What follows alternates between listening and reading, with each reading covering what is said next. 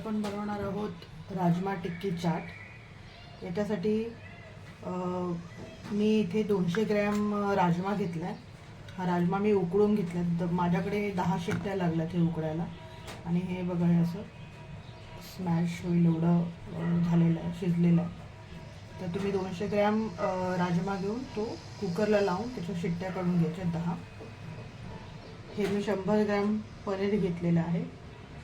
ही इमली चटणी आहे, म्हणजे चिंच गुळाची चटणी आहे। ही तुम्हाला लागेल तशी घ्यायला लागेल। ही ग्रीन चटणी आहे। याच्यामध्ये मी मूठभर कोथिंबीर, अर्धी मूठ पुदिना, म्हणजे कोथिंबीर असेल त्याच्या निम्मा पुदिना घ्यायचा आहे। 6 मिरची घेतली आहे हिरवी, आणि अर्धा इंच आलं घेतलं आहे, आणि चवीपुरतं मीठ टाकलं याच्यामध्ये। ही चटणी मी करून घेतली आहे। इथे 1 छोटी वाटी बेसन आहे। हे डाळिंबाचे दाणे घेतलेत 1 वाटी, अर्धा लिंबू घेतलाय, आणि हे इथे मी कांदा बारीक चिरून घेतला 1 मोठा। आणि इथे मी काही मसाले घेतलेत। याच्यामध्ये आहे अर्धा चमचा हळद आहे, 1 चमचा धने पावडर आहे, हे लाल तिखट आहे 1 चमचा, 1 चमचा जिरेपूड आहे, हे काळी मिरी पावडर आहे अर्धा चमचा, आणि 1 चमचा चाट मसाला आहे। आणि हे मीठ मी घेतले 1 चमचा, तुम्ही तुमच्या आवडीनुसार चवीनुसार घेऊ शकता। आता आपण कृतीकडे जाऊ। आता हा जो राजमा मी घेतला, हा आपण स्मॅशरने स्मॅश करून घ्यायचा व्यवस्थित।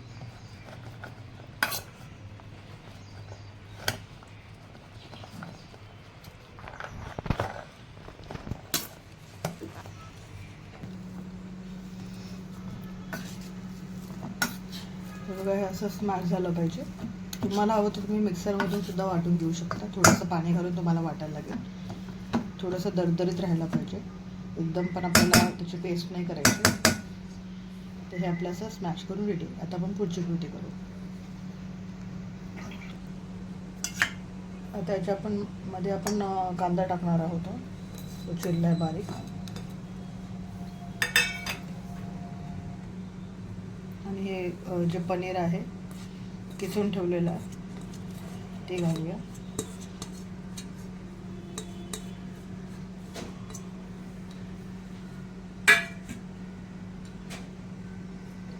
आता हे जे मसाले आहेत सगळे जे मी तुम्हाला दाखवले होते, हे घालूया याच्यामध्ये।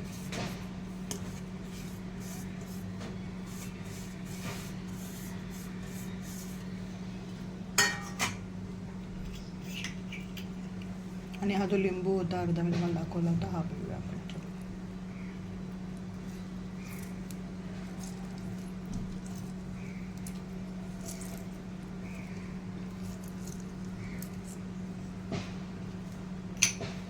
हे सगळं आपण एकजीव करून घेऊया।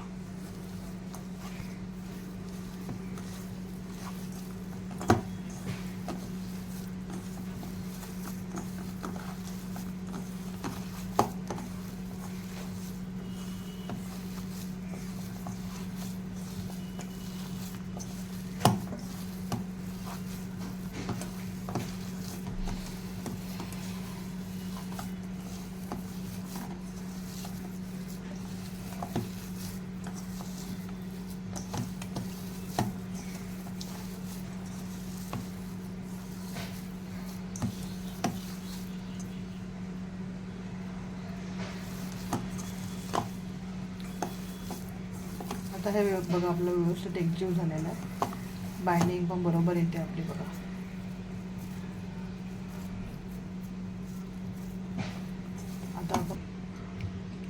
आता इथे माझे ॲक्च्युअलमध्ये बाइंडिंग चांगली झाली, तरी पण आपण इथे 1 चमचा बेसन टाकणार आहोत। तुम्हाला जर वाटलं तर तुम्ही त्याच्यात प्रमाण वाढवू शकता, पण मला वाटतं की माझी बाइंडिंग परफेक्ट झालेली आहे। तर मी ते फक्त थोडंसं नंतर पाणी सुटू नये म्हणून बेसन टाकते, आणि परत आपण सगळं एकजीव करून घेऊया।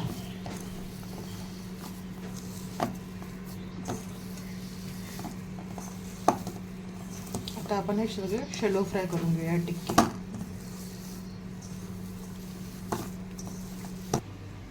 आता मी इथे पॅनमध्ये तेल तापवायला ठेवलं आहे शॅलो फ्राय करण्यासाठी। आणि आता आपण या टिक्की कशा बनवायच्या ते बघूया।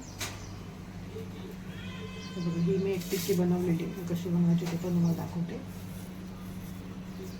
असा एक गोळा घ्यायचा,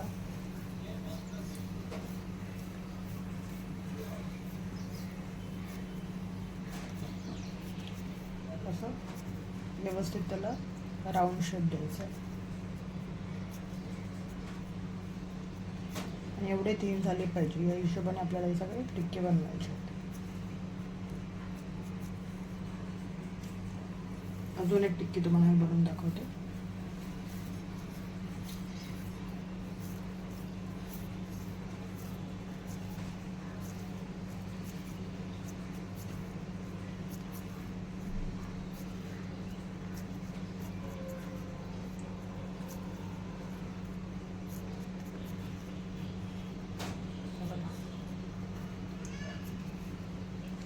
अशा मी सगळ्या टिक्क्या बनवून घेते. मग आपण शॅलो फ्राय करण्याकडे वळूया. आता हे तेल टाकलंय आपण, याच्यात टिक्के टाकूया.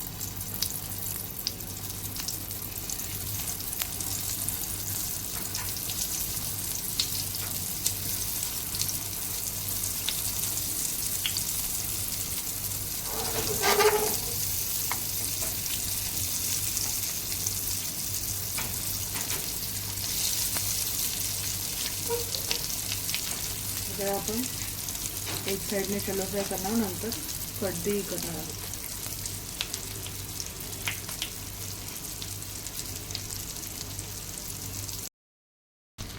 आता हे मी पलटी करते. थोडे डेलिकेट असतात त्याच्यामुळे व्यवस्थित पलटी करायची.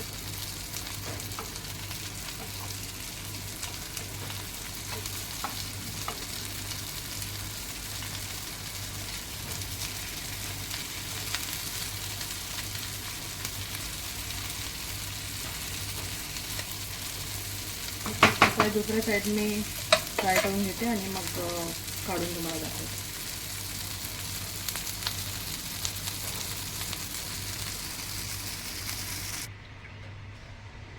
तर तेल तापलंय, त्याच्यामध्ये आपण हे टिक्की सोडूया.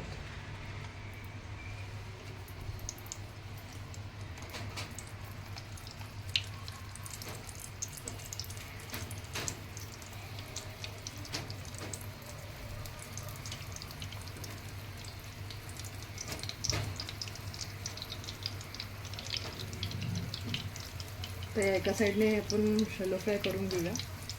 आणि मग मला थोडंसं बाइंडिंगसाठी बेसन वाटत होतं, ज्यावेळेस मी 2 चमचे बेसन अजून ॲड केलं याच्यामध्ये आणि मग या टिक्की केलं. तर तसं प्रमाण तुम्ही लक्षात ठेवा की मी याच्यासाठी 3 चमचे बेसन टोटल वापरलं. आता आपण हे एका साईडने फ्राय होऊन देऊयात आणि मग नंतर पलटी करताना मी तुम्हाला परत दाखवते. आता एका साईडने ब्राऊन झाले, आपण पलटी करूया.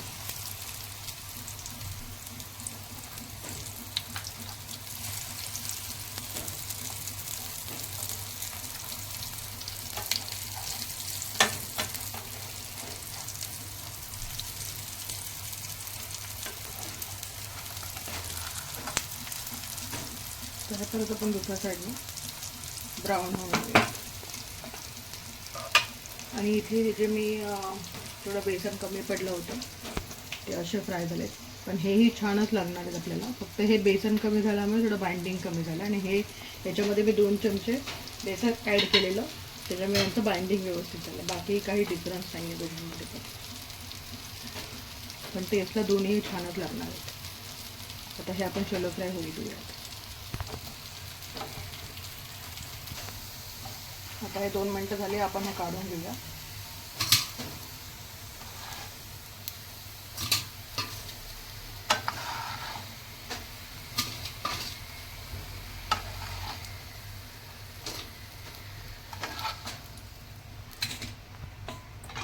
तर बाकीचे जे हे उरले आहेत 3, हे सुद्धा मी याच्यात टाकून देते.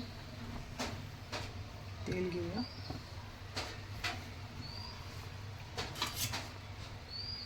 याच्यामध्ये शॅलो फ्राय करू.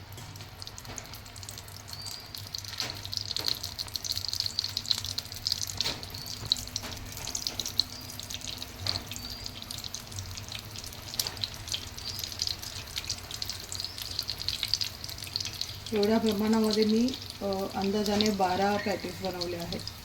तर तुम्हाला जर कधी पार्टी स्नॅक्स म्हणून करायचं असेल तर तुम्ही हे लक्षात घेऊ शकता की आपल्याला याच्यामध्ये या प्रमाणामध्ये 12 पॅटेस मिळणार आहेत. आता आपण चाट कसा बनवायचा ते बघूया. सॉरी, मी याच्यामध्ये एक मेन इन्ग्रेडियंट तुम्हाला सांगायला विसरली, ते म्हणजे दही. चाट मध्ये दही टाकायचं आहे आपल्याला. हे मी 200 ग्रॅम दही घेतले. हे आता आपण असं थोडं फेटून घेऊया.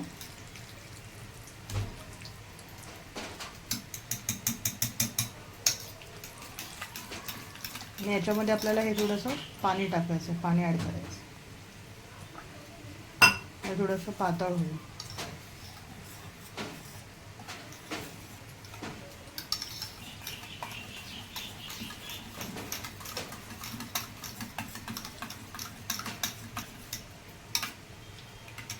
अजून थोडंसं पाणी टाकूया आपण.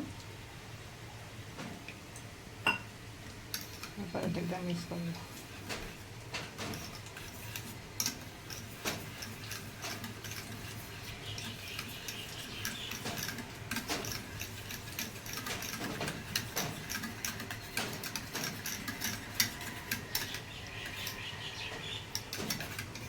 हे आपण असं चाटवर टाकू शकतो. असं आपल्याला दही घ्यायचं.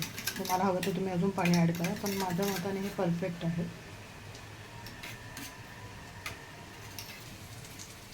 हे बघा, मी हे असं पाणी टाकून हे अशी कन्सिस्टन्सी बनवली. हे असं आपल्याला पाहिजे चाटवर टाकायला. तर ह्याच्या आपल्या टिक्कीज आहेत, मी इथे ठेवल्यात आणि बाकीच्या मी फ्राय करते साईड बाय साईड. तर ह्याच्यावर पहिले आपण दही टाकणार आहोत.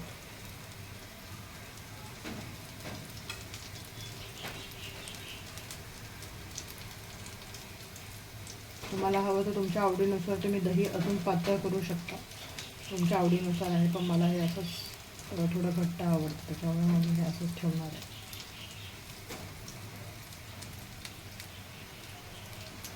तुम्हाला दही आवडीनुसार कमी जास्त पण तुम्ही करू शकता. मी इथे पूर्ण टिक्की आपल्या झाकून जातील अशा दही टाकते. त्याच्यानंतर आपण याच्यातली गोड चटणी टाकणार आहोत.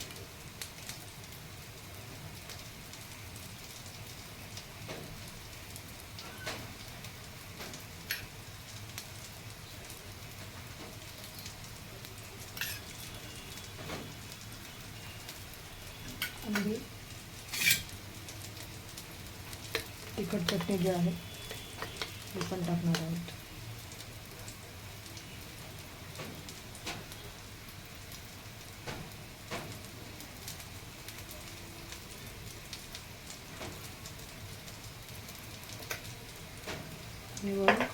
हे जे डाळिंबाचे दाणे आहेत हे आपण करून असे टाकणार.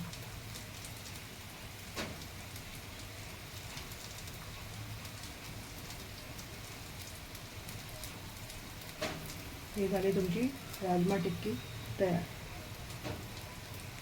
नक्की घरी ट्राय करून बघा आणि मला सांगा कशी झाली आहे ती. आणि माझ्या चॅनलला लाईक, शेअर आणि सबस्क्राईब करायला नक्की विसरू नका. आणि तुम्हाला अजून काय काय बघायला आवडेल हे नक्की मला कमेंट करून सांगा. मी ते बनवायचा नक्की प्रयत्न करेन. थँक्यू.